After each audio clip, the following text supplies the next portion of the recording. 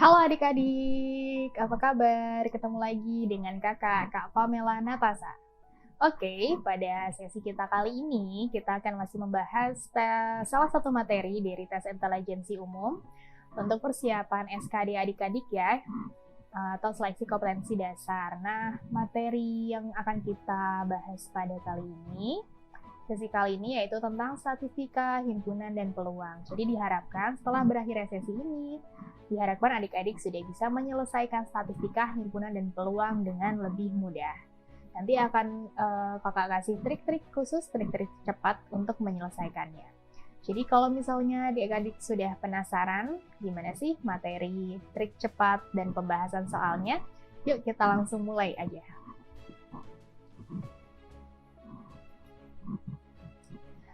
Ini akan kita bahas ya, garis besarnya di statistik ada rata-rata dan rata-rata gabungan yang biasanya sering keluar. Di himpunan itu ada 2 himpunan dan 3 himpunan, lalu yang selanjutnya adalah peluang dan kombinatorial. Kita awali dengan pembahasan statistika. Di permasalahan statistika biasanya kita ada bahas rata-rata, median, dan rata-rata gabungan. Ya, ini adalah konsepnya. Mungkin adik-adik sudah pernah mempelajari waktu dulu di SMP dan lebih kompleks lagi adik-adik pelajari di SMA.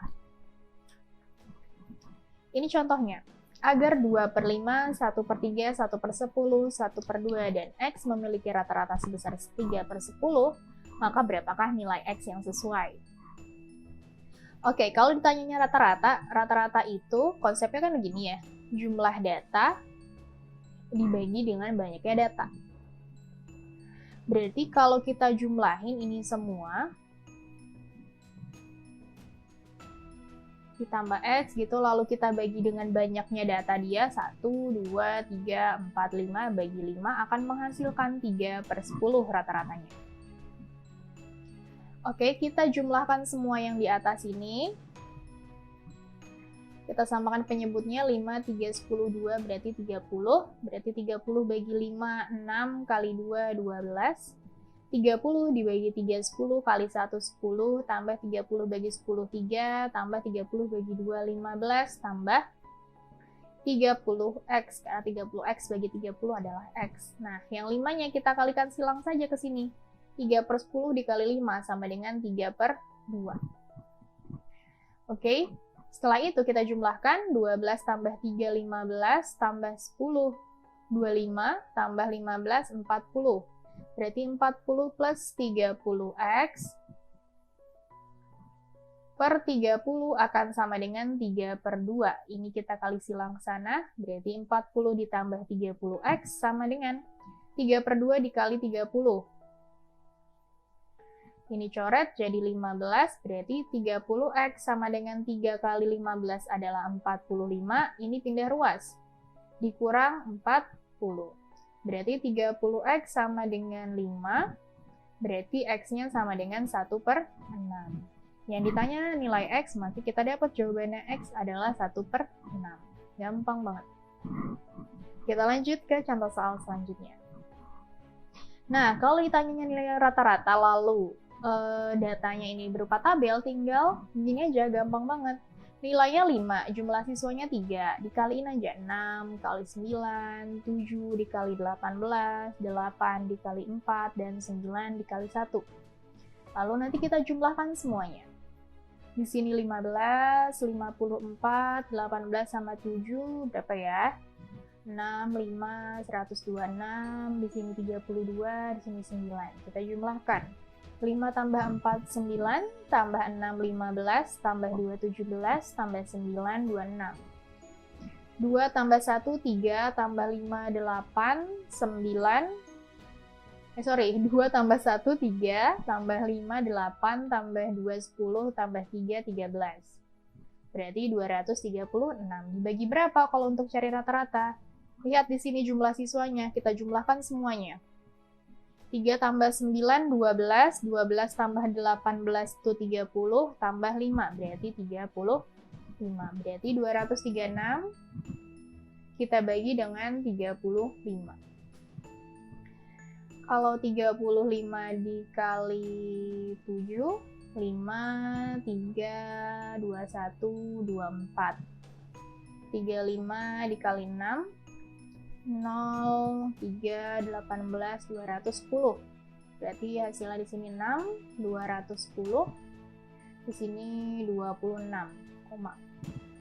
berarti di sini 6,7, di sininya 245, tadi kita udah cari ya. Dikurang di sini 15. 150 dibagi 35 itu adalah 4. Oke, berarti jawaban kita adalah 6,774 gitu ya, cari rata-ratanya. Untuk tipe yang seperti ini jangan sampai salah untuk membaginya, biasanya malah keliru ya melihat jumlah siswanya dengan melihat ini. Karena ada 5, oh berarti dibaginya 5, Kak. Karena dia ada 5 nilai, padahal nggak gitu ya, dibaginya dengan banyaknya nilai itu sendiri.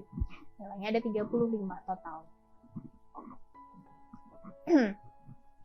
Lanjut, nilai rata-rata ujian akuntansi dari 18 siswa adalah 65. Jika digabung dengan 2 siswa yang mengikuti ujian susulan dengan nilai 68 dan 72, maka nilai rata-ratanya menjadi berapa?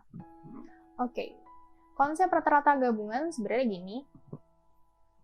Ya, ini rata-rata pertama dikali banyaknya data pertama, rata-rata kedua dikali banyaknya data kedua, rata-rata loh ya ini. Lalu banyaknya data pertama tambah banyaknya data kedua. Jadi kalau kita bilang ini X1 kali N1 ini adalah total nilai data pertama.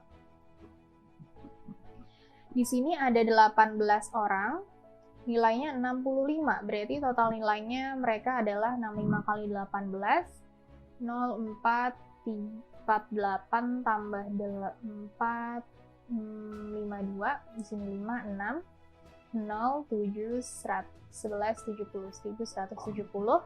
Jika digabung dengan 2 siswa yang mengikuti ujian susulan dengan nilai 68 dan 72, kita jumlahin aja di sini. 68 tambah 72, 6 tambah 7, 13, ini berarti 140. 0, 11, 1310. Dibaginya dengan berapa? Ada 18 siswa dengan tambahan 2 siswa, berarti dibaginya dengan 20. Ini nanti nilai rata-rata gabungannya. Dicoret-coret 131 bagi 2, berarti 65,5. Jawaban kita adalah yang C. Gitu ya. Jadi kan konsepnya rata-rata gabungan itu total yang pertama ditambah total yang kedua dibagi banyaknya data. Gitu ya. Ini totalnya, ini banyaknya data. Lanjut, nilai rata-rata ujian suatu kelas adalah 78,5. Nilai rata-rata siswa putri dan siswa putra berturut-turut ini 80 dan 77,5. Jika jumlah siswa putranya ada 27, yang ditanya adalah jumlah siswa seluruhnya. Oke. Nilai rata-rata gabungannya 78,5. Nilai rata-rata putranya, kakak tulis dengan A ya. Nilai rata-rata putranya adalah 77,5. Kalau nilai rata-rata putrinya adalah 80. Jumlah siswa putra adalah 27. Berapakah jumlah siswa seluruhnya? Oke. Boleh pakai cara yang tadi ini, yang ini.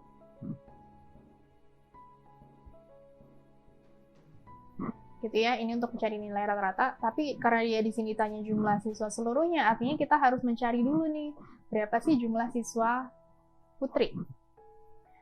Oke, dari rumus ini bisa kita modifikasi menjadi seperti ini. N2 per N1 menjadi perbandingan, berarti X1 dikurang, rata-rata dikurang rata-rata yang pertama, per rata-rata kedua dikurang rata-rata gabungan. Ini rata-rata gabungan ya. N2-nya adalah yang putra. Yang putranya katanya ada 27 orang banding yang putri.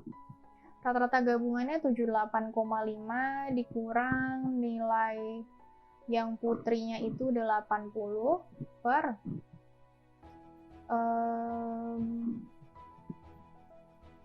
rata-rata yang prianya 77,5 dikurang dengan rata-rata gabungannya 78,5. Berarti 27 per N1 akan sama dengan ini kurang ini adalah negatif 1,5 per ini kurang ini adalah negatif 1. Oke, berarti 27 per N1 ini negatif ketemu negatif ya, pembagian berarti positif, jadinya 1,5 atau 3 per 2. 1,5 bagi 1 ya, tetap 1,5 dong. Gitu, berarti N1-nya atau jumlah putrinya berapa? Jadi di sini berarti 27 dikali dengan 2 per 3. Ini coret, berarti 9 kali 2, berarti 18. Berarti total seluruhnya adalah 27 ditambah 18 sama dengan 45 orang. Gitu ya. Jadi rumus cepat yang ini sebenarnya nggak rumus cepat juga sih, karena dia sebenarnya didapat dari sini nih, modifikasi dari rumus yang ini. Bisa adik-adik gunakan ini rumus yang ini untuk mencari perbandingan banyaknya siswa putra atau siswa putri, atau untuk mencari kayak gini nih, ditanya siswa putrinya gitu ya. Jadi kita bisa langsung menjumlahkan dengan siswa putra. Kelihatannya panjang karena kakak detailkan semua penjumlahannya ya, perhitungannya. Kalau misalnya adik-adik udah biasa sendiri sih pasti lebih cepat lagi. Oke, selanjutnya nilai rata-rata dari 25 siswa adalah 7,5. Dari pemeriksaan ulang terdapat dua data yang salah, nilai 8,3 terbaca 6,6 dan 6,6 terbaca 9,6. Maka nilai rata-rata setelah pemeriksaan adalah berapa? 25 siswa, nilai rata-ratanya adalah 7,5. Jadi kita mau cari berapa sih total nilainya. Dari 25 siswa ini 5, 2, 10, 12, 5, 3, 14, 17. 1875, karena ada satu angka di belakang koma, jadi gini.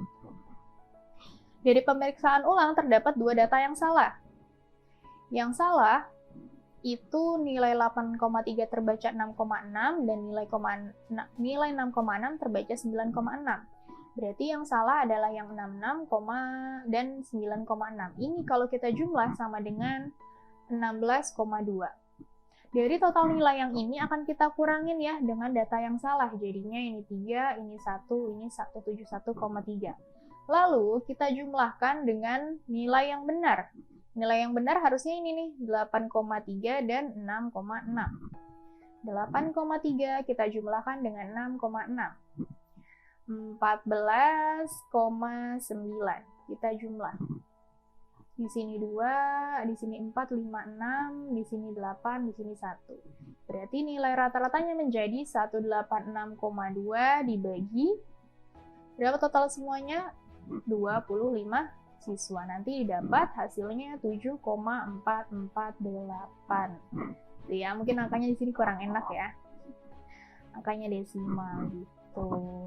Jadi kalau adik-adik cari, hasilnya adalah 7,448. Jadi dari total data yang tadi, kita kurangi dulu dengan nilai yang salah, baru yang sudah kita kurangi, kita masukin nilai yang benar. Lanjut, kalau di sini ada usia rata-rata pegawai pria dan wanita adalah 30 tahun, jika usia rata-rata wanita adalah 22 tahun dan usia rata-rata prianya adalah 40 tahun, maka perbandingan antara jumlah lulusan wanita dan pria adalah, nah kita bisa pakai cara yang tadi ya, yang perbandingan N2 per N1 sama dengan X bar dikurang X1 per X2 dikurangin X bar. Ini untuk cari perbandingan. Atau bisa pakai cara ini, atau kalau misalnya mau lebih cepat lagi ada yang namanya bagan. Di sini ada rata-rata. Di sini ditanyanya jumlah perbandingannya ya, wanita dan pria.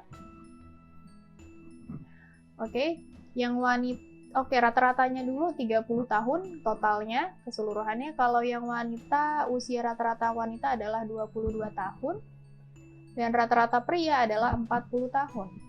Kalau teman-teman pakai bagian ini, tinggal lihat, ini selisihnya adalah 8, ini selisihnya adalah 10.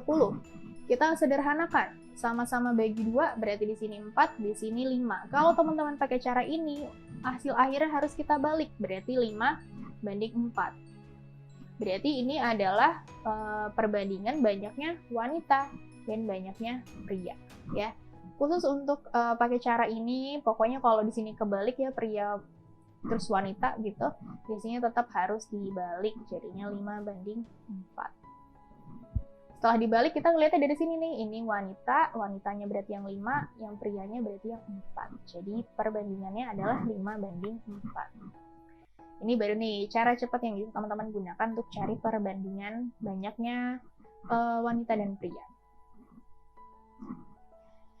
Yang selanjutnya adalah kita akan mempelajari tentang himpunan, 2 himpunan dan 3 himpunan.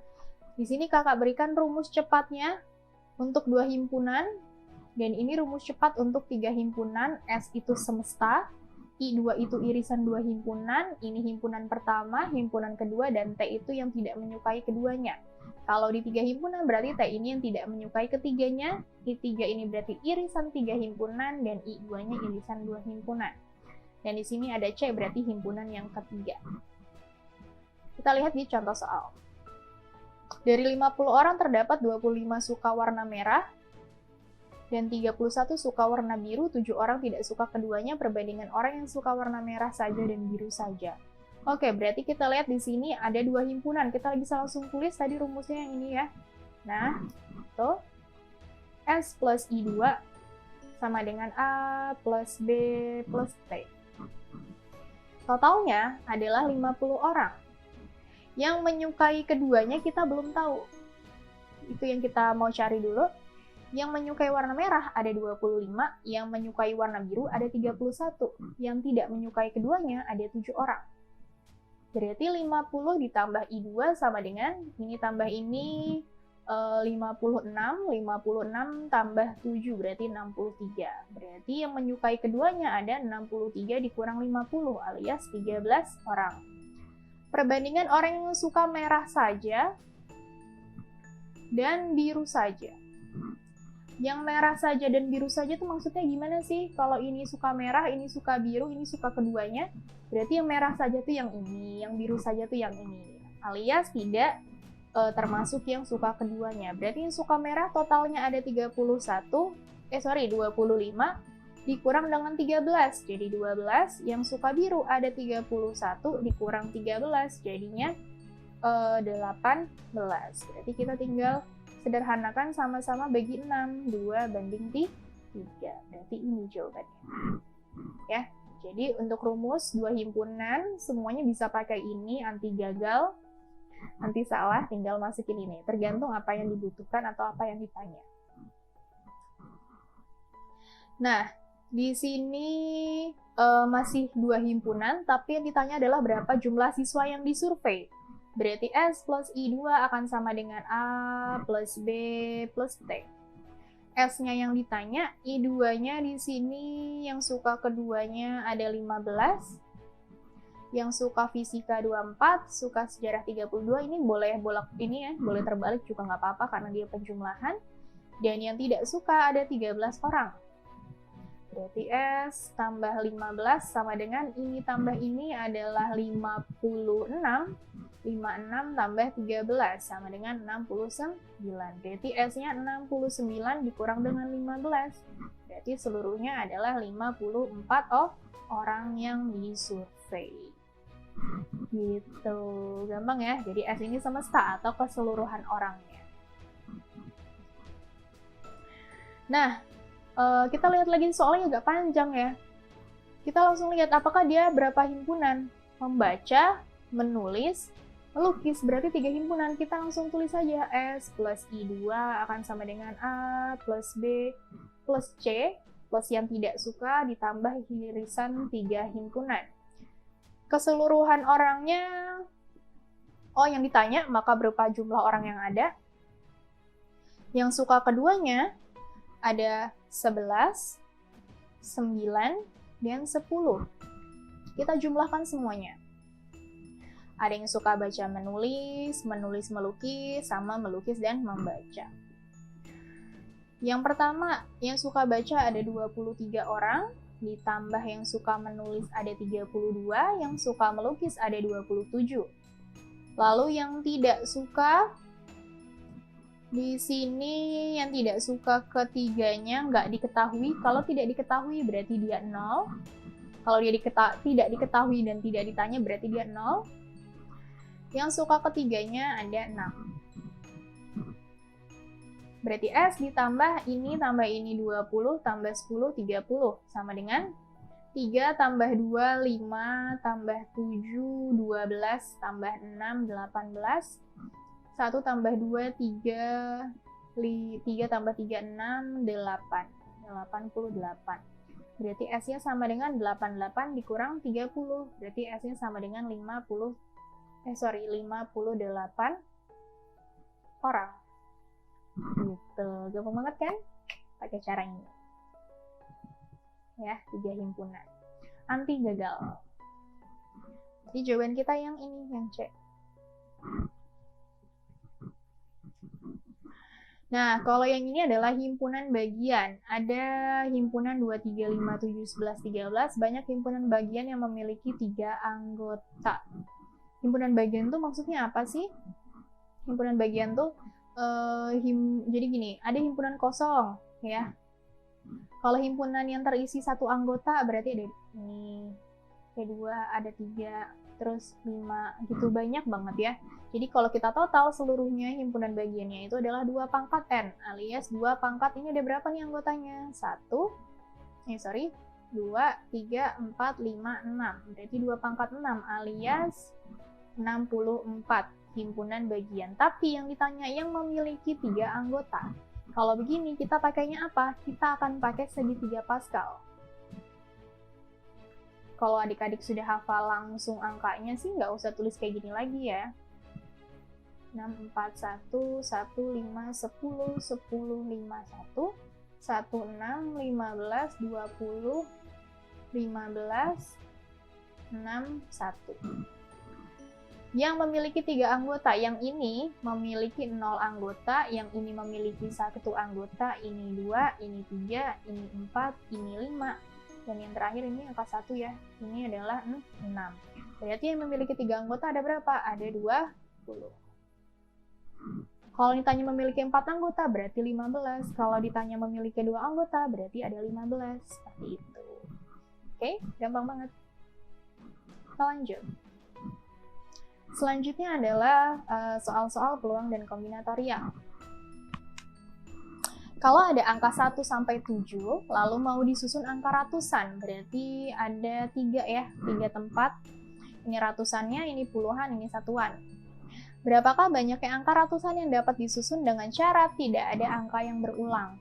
Berarti angka yang pertama bisa angka 1, 2, 3, 4, 5, 6, dan 7 gitu ya.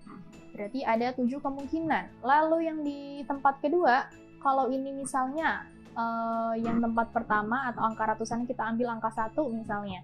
Berarti di sini sisa 2, 3, 4, 5, 6, 7 karena dia tidak boleh berulang. Berarti cuma ada berapa kemungkinan? 6. Berarti di sini kalau kita ambil angka 2, di sini kemungkinannya tinggal angka 3, 4, 5, 6, dan 7.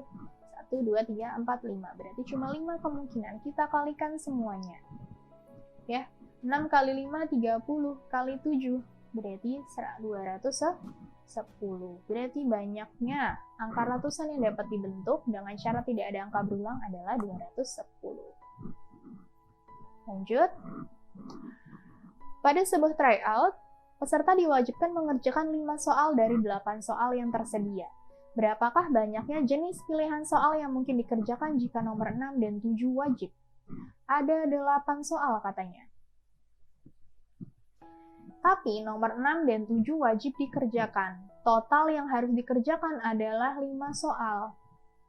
Sisanya tinggal berapa kemungkinan lagi yang bakal kita pilih? Sisanya tinggal 6 kemungkinan. Tapi yang mau kita ambil cuma berapa? Karena disuruh 5 soal, 6, 7 sudah, berarti tinggal 3 soal lagi. Artinya apa? Kita mau ngambil 3 soal dari seluruh kemungkinannya, 6 soal. Nah, kalau di sini kita akan pakainya kombinasi atau permutasi. Jadi, bedanya kombinasi dan permutasi itu apa? Kalau kombinasi, dia tidak memperhatikan urutan. Tidak memperhatikan urutan. Kalau permutasi, kebalikannya, dia memperhatikan urutan. urutan. Artinya apa? Maksudnya gimana sih?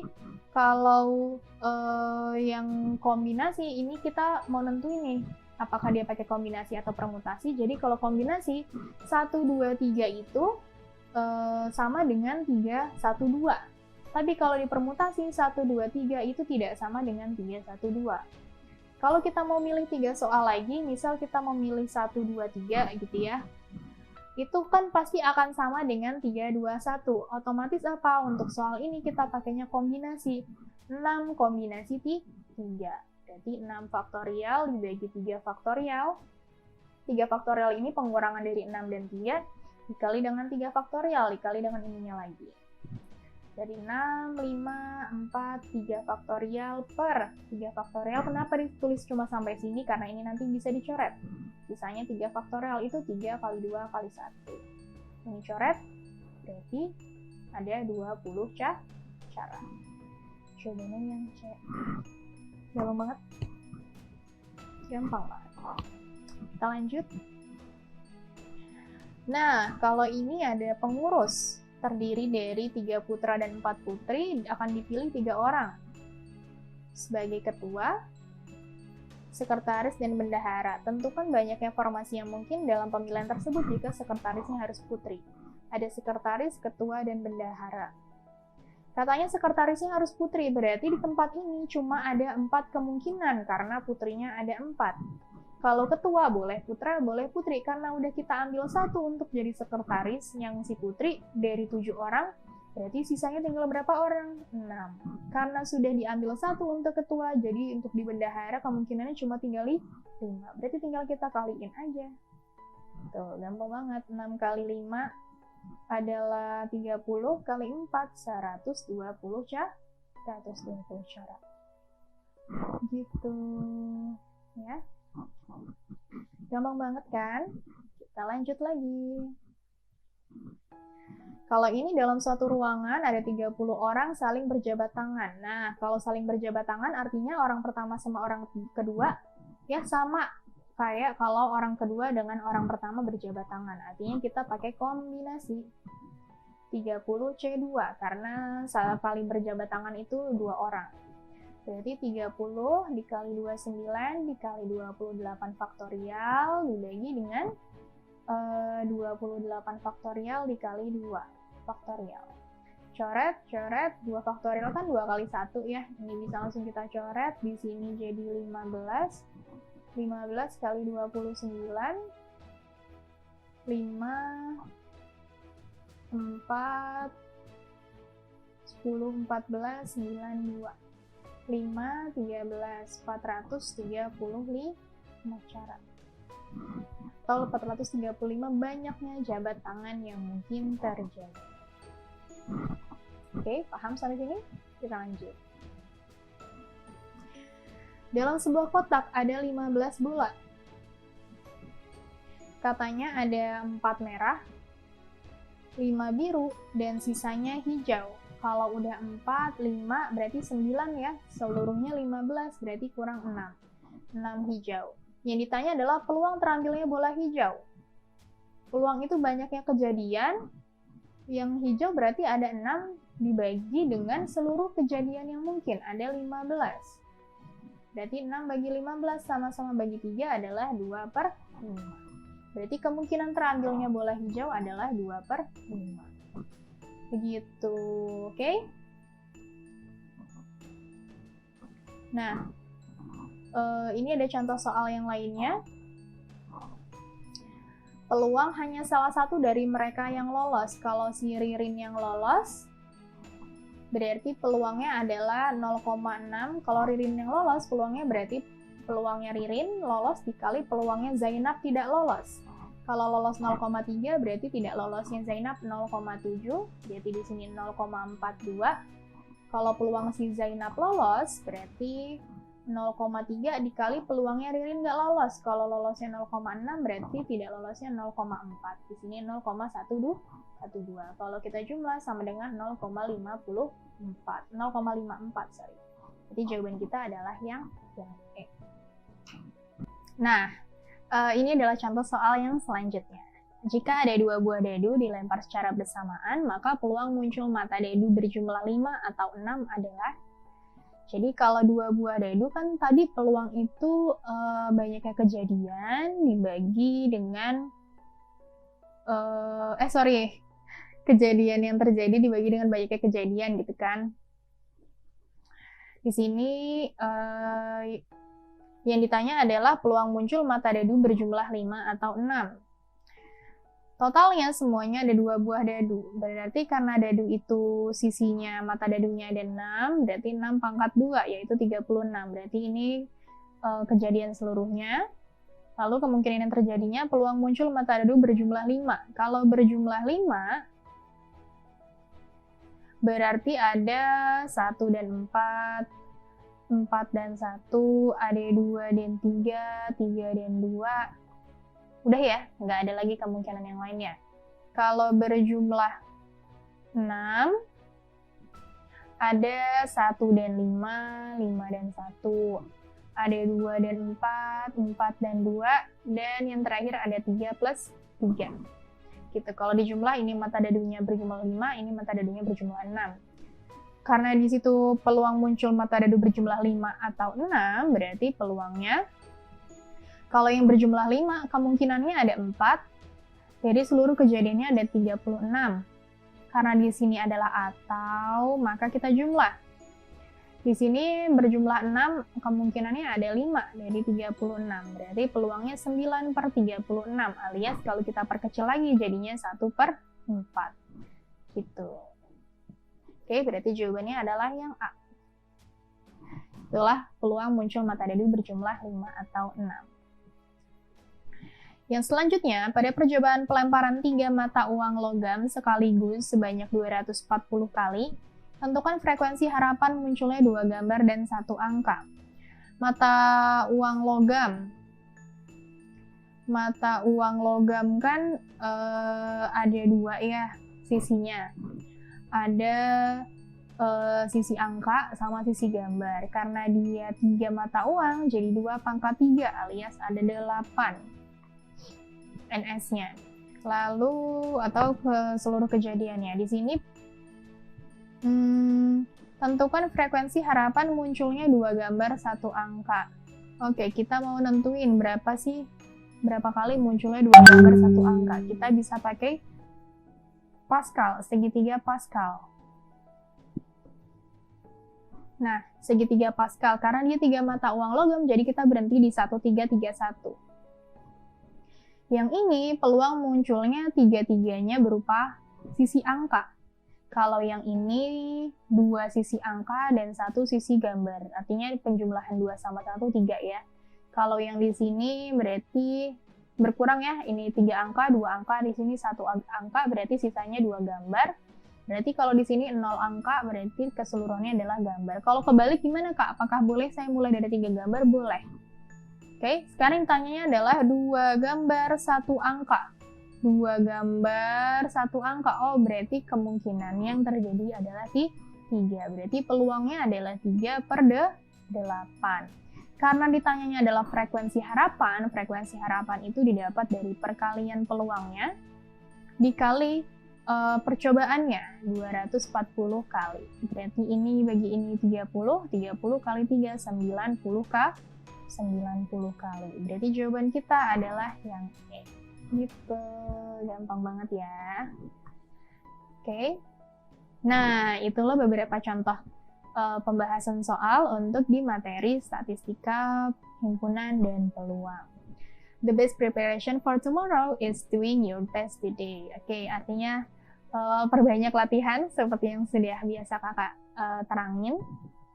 Kakak ingetin gitu ya, di setiap akhir sesi, perbanyaklah latihan, prepare dari sekarang, mumpung masih ada waktu, jangan sia-siakan waktumu, usaha tidak akan mengkhianati hasil.